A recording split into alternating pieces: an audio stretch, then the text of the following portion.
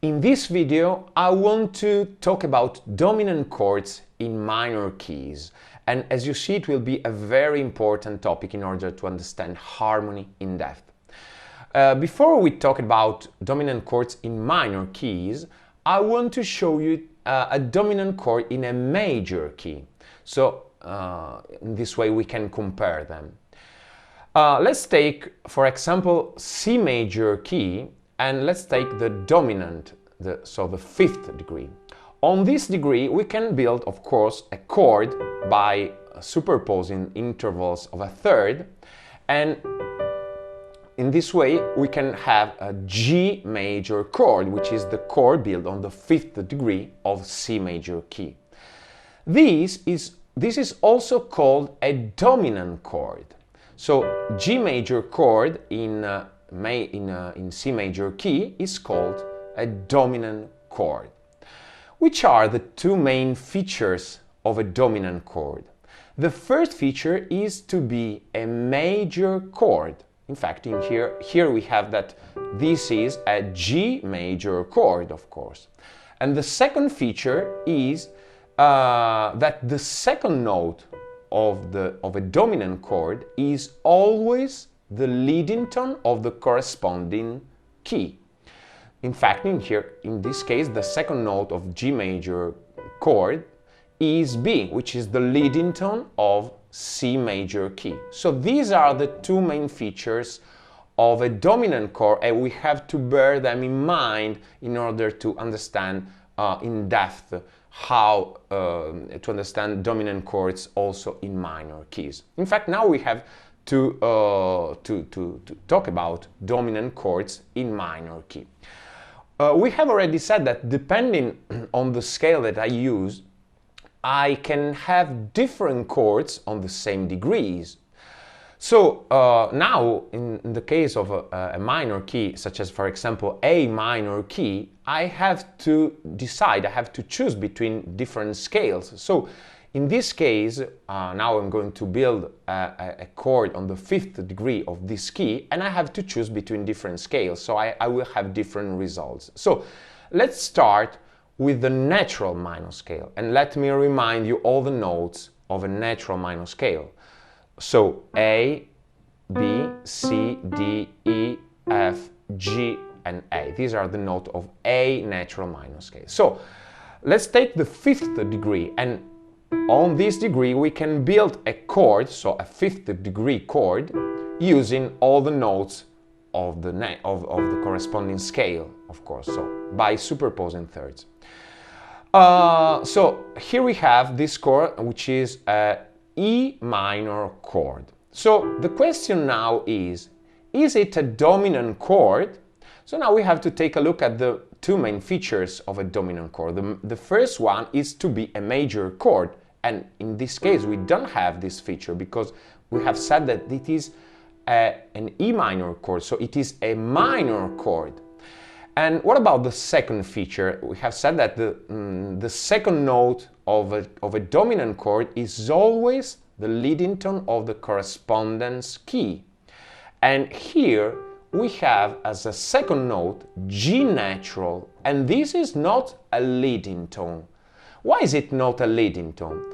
This is because the main feature of a leading tone is to be far one half tone from the tonic.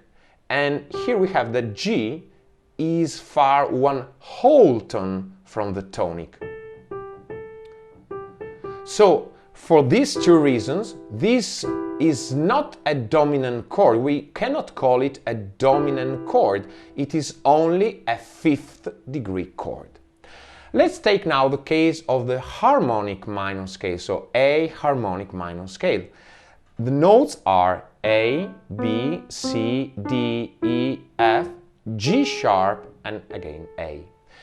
Okay, now we have to build the corresponding chord on the fifth degree, of course, by using the notes of the corresponding scale. So if I try to build this chord by superposing thirds, I will have E, G sharp, and of course B. This is called E major chord. So now we have the question is it a dominant chord? Let's take a look at the two main features of a dominant chord. The first one is to be a major chord, and here, yes, it is a major chord because it is an E major chord. The second feature is that the second note of this chord is the leading tone of the corresponding key.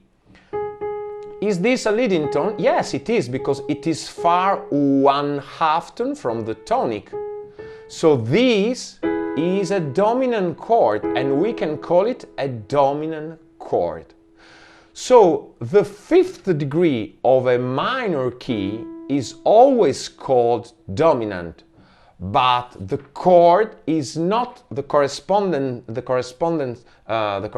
chord is not always a dominant chord. So depending if we are using a natural or an harmonic minor scale, for the melodic it is the same as the harmonic, depending if we use a natural or a harmonic minor scale, we have two different cases. So not a dominant chord and a dominant chord. So in the case of a harmonic minor scale, yes, we have a dominant chord. We have said that in the last lesson we have talked about chords in minor keys, and we have said that depending on the scale that you use, we have different chords on the same degrees. Such as, for example, in A minor key, on the second degree, I can have a diminished chord or a minor chord. On the third degree, I can have a major chord or an augmented chord. So depending on the atmosphere that I want to give my piece in that point, I can choose between different chords. And of course, it is an aesthetical point of view. It is a question of taste. It depends on the taste. It depends on the moment, okay? But in the case of a fifth degree chord, we have a different situation. Because while in the case of all the other degrees, it is an aesthetical point of view. We choose one chord or another depending on the atmosphere and so on. In the case of a fifth degree chord, we have something more important. It is something we can say that it is more essential. It is tied to the whole harmonic structure of our piece. So why is it so important to decide if to use or not to use a dominant chord in a minor key? We will talk about it in the next video.